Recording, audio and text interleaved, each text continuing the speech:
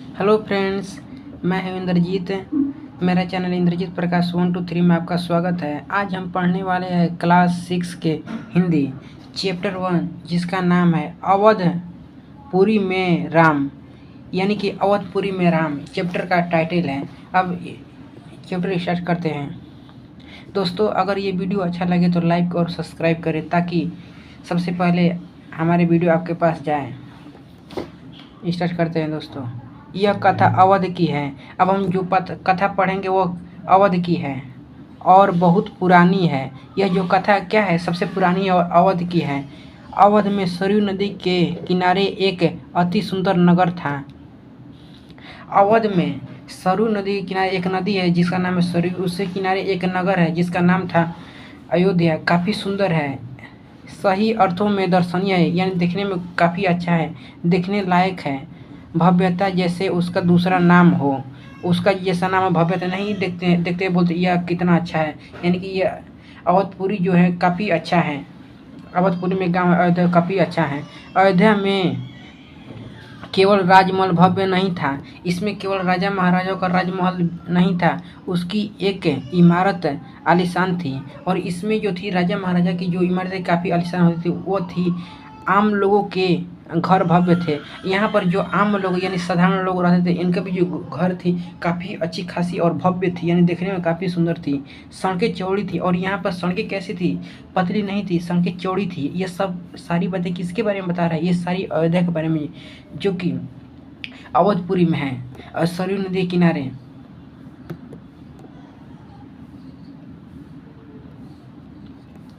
सुंदर बाग बगीचे, यहाँ पर जो बाग बगीचे थे वह भी काफ़ी सुंदर थे।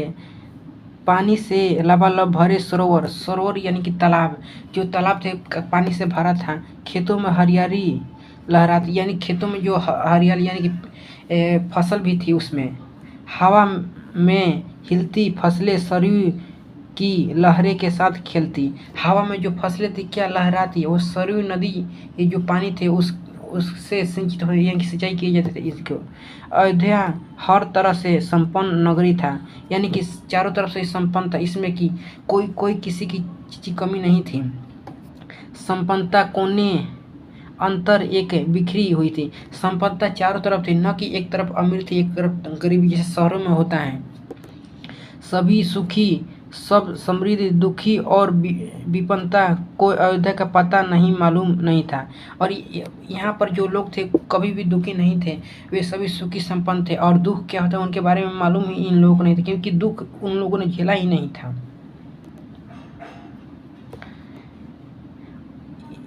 या इन्हें नगर की सीमा में प्रवेश की अनुमति नहीं थी।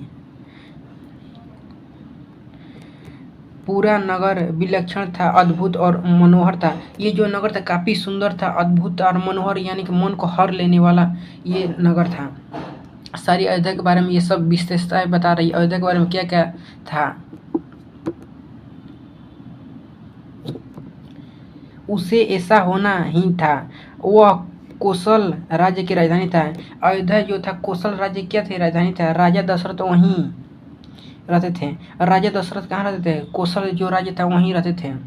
और उनके राज्य में दुख का भला क्या काम, और उनके राजा जो दशरथ थे उनके राज्य में दुख का क्या काम।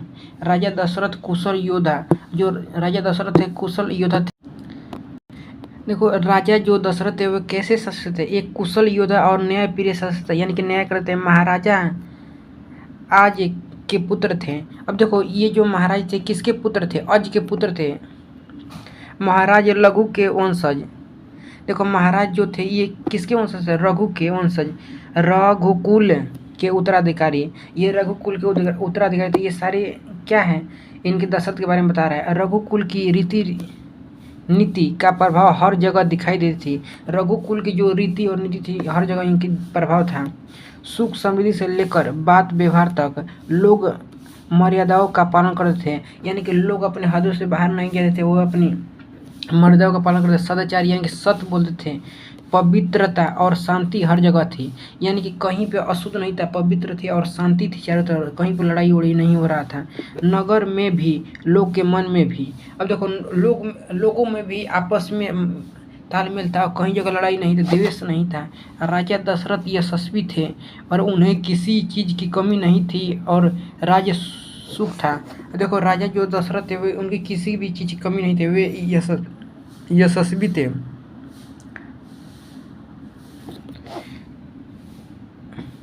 कमी होने का प्रश्न ही क्या था, लेकिन उन्हें एक दुख था, छोटा सा दुख मन के एक कोने में छिपा हुआ। वह रह रह कर उभर आता था। देखो उनके जो एक छोटा सा दुख था, उनके मन को कोचोट रहा था, उन्हें सताता रहता था और उनके कोई संतान नहीं थे। आयु लगातार बढ़ती जा रही थी। उनकी 3 रानियां थी, कौशल्या, सुमित्रा और कैकेयी।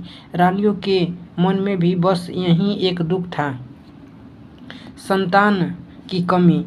देखो राजा के मन में एक दुख था क्योंकि उनके कोई भी पुत्र नहीं था। अगर उनके मरने के बाद कौन उनका राज्य को संभालेगा, उनका कोई उत्तराधिकारी होने चाहिए। इसी बात को लेकर उनका दुखी थे। उनकी जो 3 पत्नियां थी, क्या नाम था, एक कौशल्या नाम था, एक सुमित्रा, एक कैकेयी नाम थी। ये सब भी दुखी थी। जीवन सूना सूना लगता था। अगर किसी की बेटा नहीं और ये बेटी नहीं है तो उसका जीवन लगेगा कि उसका संसार ही नहीं है, उसको अच्छा ही नहीं लगेगा। राजा दशरथ से रानियों की बातचीत प्राय इसी विषय पर आकर रुक जाती थी। राजा दशरथ की चिंता बढ़ती जा रही थी। और देखो जब भी बात होता था राजा दशरथ और रानियों के बीच, तब बच्चे के सवाल पर ही वह बात रुक जाती थी और राजा जो थे लगातार चिंतित होते चले जा रहे थे।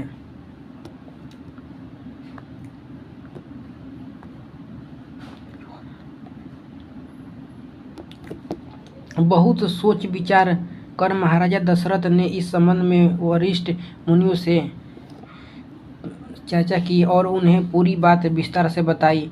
रघुकुल के अगले उत्तराधिकारी के बारे में अपनी चिंता बताई। मुनि वशिष्ठ राजा दशरथ की चिंता समझते थे। उन्होंने दशरथ को यज्ञ करने की सलाह दी, पुत्रेष्टि यज्ञ।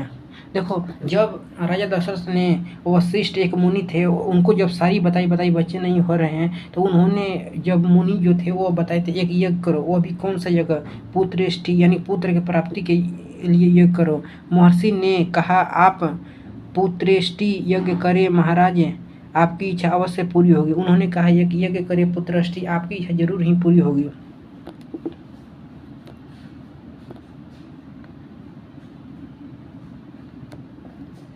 यह महान तपस्वी ऋषि यह श्रृंग की देखरेख में हुआ। एक ऋषि थे, उनकी देखरेख में हुआ था। पूरा नगर उनकी तैयारी में लगा हुआ था। यह यज्ञ कराने के लिए पूरा जो नगर था लगा हुआ था। यज्ञशाला सरयू नदी के किनारे बनाई गई थी। यज्ञ में अनेक राजाओं को निमंत्रण किया गया था। देखो यह यज्ञ कहाँ हुआ था, सरयू नदी किनारे जो अयोध्या बसा हुआ है, और इसमें अनेक राजा महाराजाओं को भी आमंत्रित किया गया था। तमाम ऋषि मुनियों पधारे थे। शंख ध्वनि और मंत्रोच्चारण के बीच एक एक कर सबने आहुति डाली और मंत्र उच्चारण भी हो रहा था। सबने यह अंतिम आहुति राजा दशरथ की थी। अंतिम जो आहुति थी किसकी थी, राजा दशरथ की। यज्ञ पूरा हुआ। अग्नि के देवता ने महाराजा दशरथ को आशीर्वाद दिया।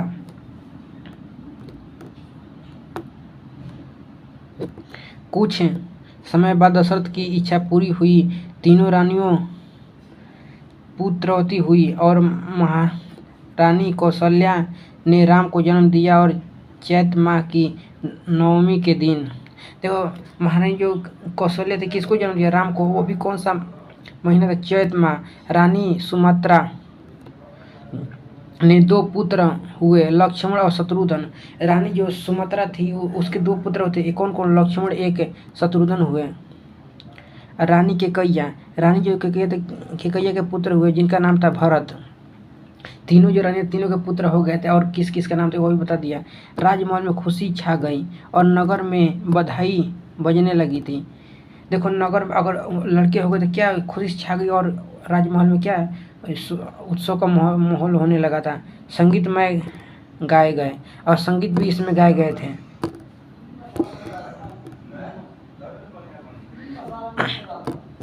हर ओर खुशी थी, उत्सव जैसा दृश्य है। राजा दशरथ प्रसन्न थे, उनकी मनोकामना पूरी हुई। प्रजा प्रसन्न थी कि दशरथ की चिंता दूर हुई। नगर में बड़ा समारोह आयोजित किया गया, धूमधाम से आयोजित में दूर से लोग आए। राजा दशरथ ने सबको पूरा सामान दिया, उन्होंने कपड़े, अनाज और धन देकर विदा किया।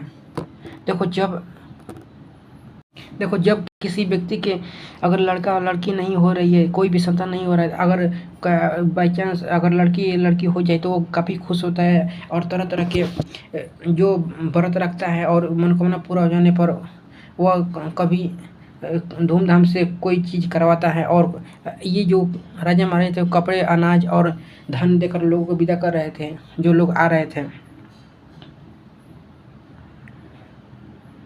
चारों राजकुमार धीरे धीरे बड़े हुए। जो चारों राजकुमार बड़े हुए वे बहुत सुंदर थे, साथ ही खेलने निकलने थे तो लोग उन्हें देखते ही रह जाते। वे काफ़ी सुंदर थे, जब खेलने निकले थे वे चारों तो लोग उन्हें देखते ही रह जाते, आंखें उनसे हटती ही नहीं थे। चारों भाइयों में से बहुत प्रेम था और वे अपने बड़े भाई राम की आज्ञा मानते थे। जो चारों भाइयों थे काफ़ी मिलजुल कर रहे थे और वे जो बड़े भाई राम थे उनकी तीनों भाई थे आगे के पालन मानते थे। खेल कूद में लक्ष्मण पराए राम के साथ रहते थे। अब भरत और शत्रुघ्न की एक अलग जोड़ी थी। देखो राम और लक्ष्मण एक साथ रहते थे, अब भरत और शत्रुघ्न एक साथ रहते थे। और बड़े होने पर राजकुमारों को शिक्षा दीक्षा के लिए भेज गया। उन्होंने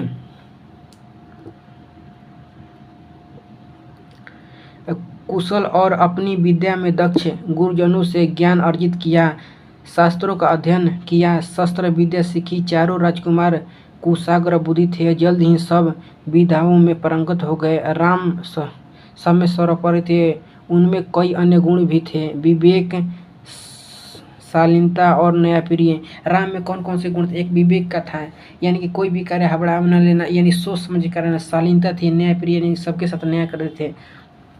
राजा दशरथ को राम सबसे अधिक प्रिय थे, ज्येष्ठ पुत्र होने के कारण और इसमें मानवीय गुण होने के कारण। राजा जो दशरथ थे उसमें चारों पुत्र में कौन से सबसे गुणवान और सबसे बुद्धिमान लगता था? वे जो राम थे, और राम उनके बड़े पुत्र भी थे।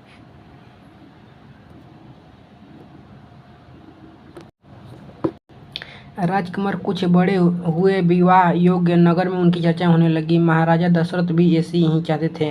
अपनी संतान के लिए सुयोग्य वधू परिजन में चर्चा पहले से ही हो रही थी। बाद में पुरोहितों को भी इनमें शामिल कर लिया गया। अयोध्या का राजमहल एक दिन ऐसी ही चर्चा चल रही थी, गहन मंत्रण। तभी एक द्वारपाल घबराया हुआ अंदर आया। उसने सूचना दी कि महर्षि विश्वामित्र पधारे हैं।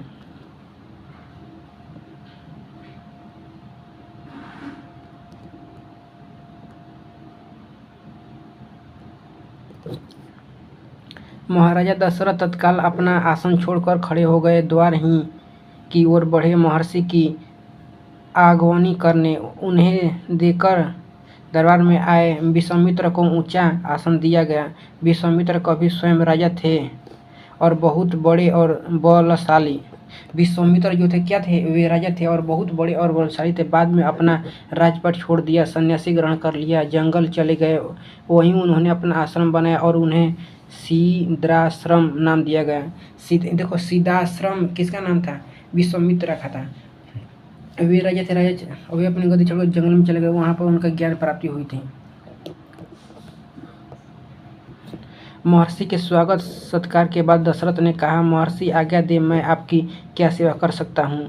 आप अपने मन की बात कहिए, आपकी आज्ञा का पूरी तरह पालन होगा।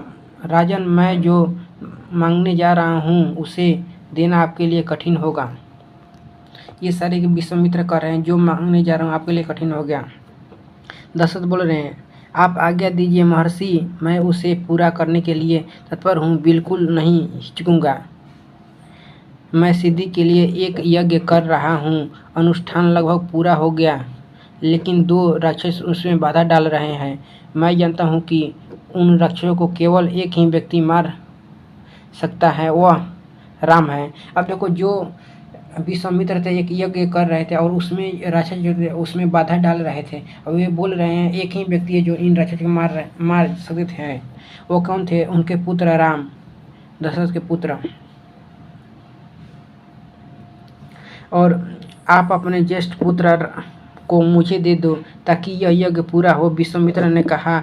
दशरथ पर जैसे बिजली गिर पड़ी, वह अचानक गए और उन्हें उम्मीद ही नहीं थी कि मुनिवर उनसे राम को मांग लेंगे और उन्हें ज्येष्ठ पुत्र उनके सबसे प्रिय दशरथ चिंता में पड़ गए। और देखो, दशरथ को उसको उम्मीद ही नहीं थी कि इतने वर्षों बाद उनके पुत्र हुआ, वो भी पुत्र को ऋषि मुनि मांग रहे थे और जो उनके दिल का टुकड़ा था वो सोच में पड़ गए। विश्वामित्र दशरथ की दुविधा समझ रहे थे। उन्होंने कहा कि मैं राम को केवल कुछ दिन के लिए मांग रहा हूँ, यज्ञ 10 दिनों में संपन्न हो जाएगा महाराज दशरथ। अब वशिष्ठ मुनि बोले ना, विश्वामित्र बोले कुछ ही दिनों के लिए मांग रहा हूँ, जब यज्ञ संपन्न हो जाएगा तब मैं उन्हें लौटा दूंगा। तो दशरथ दुखी हो गए। पुत्र वियोग की आशंका में कांप उठे। दरबार में सन्नाटा छा गया। दशरथ की दशा देखकर मंत्री चिंतित थे, पर चुप रहिए। महर्षि वशिष्ठ शांत रहे। इतने में दशरथ कांप कर बेहोश हो गए। होश आया तो डर से उन्हें फिर जकड़ लिया और मूर्छित होकर दोबारा गिर पड़े। संज्ञा शून्य हो गया। अब देखो, ये नाम सुनते ही वो क्या हो गए, बेहोश हो गए, फिर गिर पड़े। महर्षि विश्वामित्र का क्रोध बढ़ता जा रहा था। दरबार सशक्त था किसी अनिष्ट की आशंका से। महर्षि जो विश्वामित्र था उनका क्रोध बढ़ और लग रहा है कि कुछ विपद आने वाली है। वे कुछ समझ नहीं पा रहे थे। महर्षि अपना महाराज के बीच संवाद में कुछ बोलना उचित भी नहीं था। मुनि वशिष्ठ चुपचाप आकर महाराजा दशरथ के पास खड़े हो गए। थोड़ी देर बाद दशरथ उठे। स्वयं को संभालते हुए उन्होंने महर्षि से विनती की कि मुनि, मेरा राम तो अभी 16 वर्ष का भी नहीं हुआ, वह राक्षस से कैसे लड़ेगा? राक्षस मायावी है, वह उसका छल कपट कैसे समझेगा, उन्हें कैसे मारेगा? और इससे अच्छा तो यही होगा कि आप मेरी सेना ले जाए, मैं स्वयं अपने साथ चलूं, राक्षस से युद्ध करूं। देखो, दशरथ जो बोल रहे हैं, वशिष्ठ मुनिवर, अभी मेरा तो बच्चे 16 वर्ष का, ये कैसे राक्षस के जो छल कपट समझ सके? क्योंकि राक्षस जो है छल कपट करते थे। इतना छोटा बच्चा कैसे उन सभी राक्षसों को संभाल पाएगा? कैसे एक साथ युद्ध कर पाएगा उन सभी राक्षसों के साथ? महर्षि विश्वामित्र ने कोई प्रतिज्ञा व्यक्त नहीं की। क्रोधित थे पर उसे व्यक्त नहीं कर रहे थे। उन्हें अपने यज्ञ के नियम याद थे। क्रोध करने से यज्ञ खंडित हो जाता। मैं राम के बिना नहीं रह सकता महामुनि। अब देखो, दशरथ बोल रहे हैं, मैं राम के बिना नहीं रह सकता, एक पल भी नहीं। आप राम को छोड़कर जो चाहे मांग ले, उसे मत ले जाइए। मैं राम को नहीं दूंगा, बिल्कुल नहीं। यह मेरा बुढ़ापे की संतान है। मैं उनमें सबसे प्रेम करता हूँ। अब देखो, दशरथ जो थे वो सबसे ज़्यादा प्रेम किसे करते हैं? राम से। और बोल रहे थे, राम को छोड़कर आप किसी भी और चीज़ को मांग लीजिए, मैं उसे देने के लिए तैयार हूँ, लेकिन मैं ये नहीं दे सकता। और महर्षि का क्रोध भड़क उठा। दरबार मंत्रीगण और ऋषि मुनि सत्ते में आ गए। और आप रघुकुल की रीति तोड़ रहे हैं, राजन वचन देकर पीछे हट रहे हैं। यह बर्ताव कुल के विनाश का सूचक है। आप जानते हैं कि मैं स्वयं दुष्ट राक्षस का संहार कर सकता था, लेकिन मैंने संन्यास ले लिया है। अगर आप राम को नहीं देंगे तो मैं यहाँ से खाली हाथ लौट जाऊँगा। ये कौन बोल रहे हैं? ये जो विश्वामित्र बोल रहे हैं, अगर राम को नहीं दोगे तो मैं खाली हाथ लौट जाऊँगा। वो अगर चाहे ये सारे राक्षस को विनाश कर सकते हैं, लेकिन उन्होंने सन्यासी का रास्ता अपना लिया था। सन्यासी व्यक्ति किसी का संहार नहीं करता है, संहार यानी कि मारता नहीं है। बात बिगड़ती देखकर मुनि वशिष्ठ आगे आए और महाराजा दशरथ को समझाया राम की शक्ति के बारे में, प्रतिज्ञा तोड़ने के संबंध में, महर्षि विश्वामित्र के साथ रहने पर राजकुमार राम को होने वाले लाभ के बारे में। अब देखो, अब जो थे महाराजा दशरथ को वशिष्ठ मुनि ने कुछ बातें समझाई। अगर वे विश्वामित्र संग रहेंगे तो तरह तरह के ज्ञान सीखेंगे और राजा जो उनका कोई नहीं बिगाड़ पाएंगे। और उनकी शक्ति के बारे में, राम के पास जो शक्ति थी उनके बारे में बताया। और राजन, आपको अपना वचन पूरा करना चाहिए। रघुकुल की रीति यही है, प्राण देकर भी आपके पूर्वजों ने वचन निभाया है।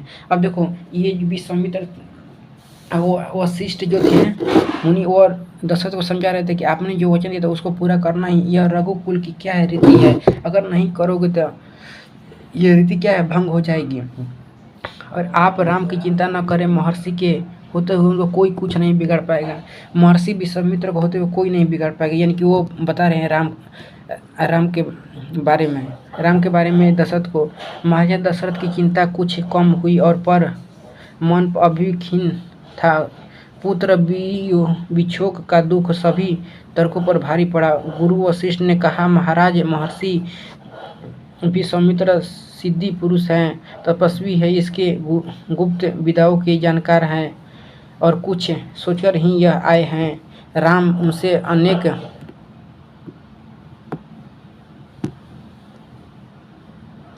नई विद्याएं सीखेंगे। अब वशिष्ठ बता रहे हैं कि राम जो है इनके साथ रहेंगे तो अनेक प्रकार की विद्याएं सीखेंगे। आप राम को महर्षि विश्वामित्र के साथ जाने दो, राम को सौंप दो। और बोल रहे हैं राम को सौंप देने के लिए। दशरथ ने मुनि वशिष्ठ की बात दुखी मन से स्वीकार किया, और लेकिन वह राम को अकेले नहीं भेजना चाहते थे। उन्होंने विश्वामित्र से आग्रह किया कि कहा कि वे राम के साथ उनके छोटे भाई लक्ष्मण को भी ले जाए। महर्षि विश्वामित्र ने महाराज दशरथ का यह आग्रह स्वीकार कर लिया। राम और लक्ष्मण को तत्काल दरबार में बुलाया गया और महाराज दशरथ ने उन्हें अपने निर्णय की सूचना दी। दोनों भाइयों ने उनसे सहर्ष स्वीकार कर लिया और सिर झुकाकर आदर सहित। अब देखो, दशरथ जो जाने के लिए आज्ञा दे दिए थे और दोनों भाइयों ने क्या किया, आज्ञा को स्वीकार कर लिया।